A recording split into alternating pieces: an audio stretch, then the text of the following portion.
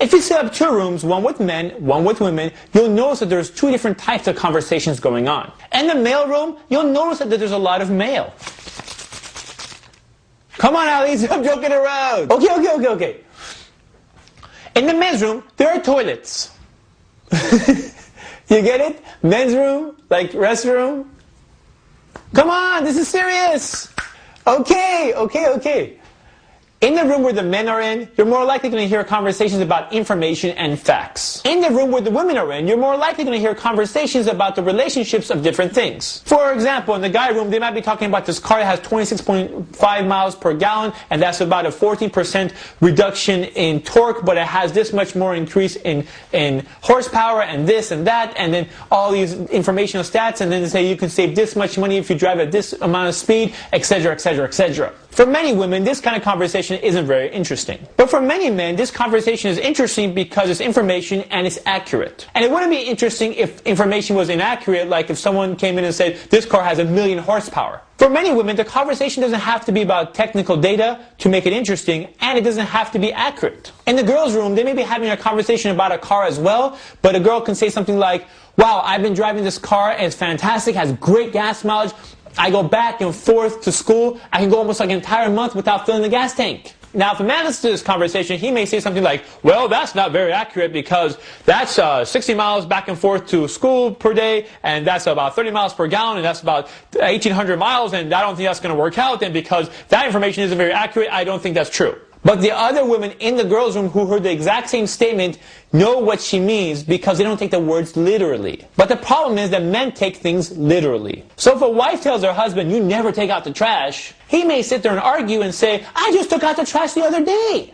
The issue is that he takes the words always and never literally. Women can shuffle these words around with each other because they know other women know what they mean. Like, they don't literally mean always and never every time they say always and never, but sometimes they can mean always and sometimes they can mean never.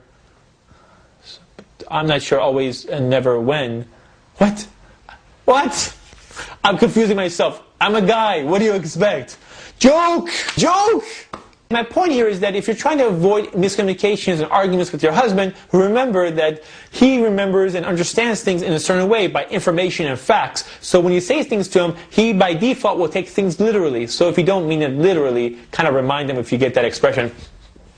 You know what I mean? And for the guys watching this video, remember that she doesn't literally mean everything she says. If you're wondering if she's exaggerating or if she literally means what she's saying, ask her. Because it's better to ask than to assume. It may prevent that next argument from occurring and keep you guys at peace, inshallah. For more videos about understanding the opposite sex, please visit halfardeen.com. Halfardeen.com is, for those who don't know, is a matchmaking website for those who want to get married and who are serious about getting married. It's not for dating or anything like that, so there's no chat rooms, there's no poking, hugs, kisses, or anything of that mumbo jumbo. It's for those people who are serious about getting married. It's affordable, a fraction of the cost of the other websites. It's $60 for the whole year. You can't beat that.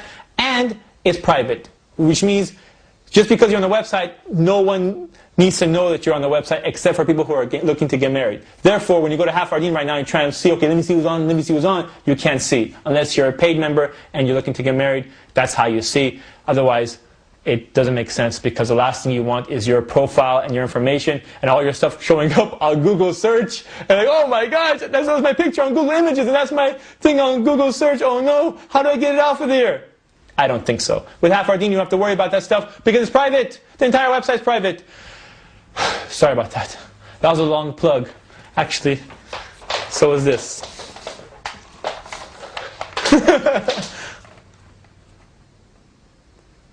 This is Ali reminding you just in case you forgot. This is Ali reminding you just in case you forgot. Do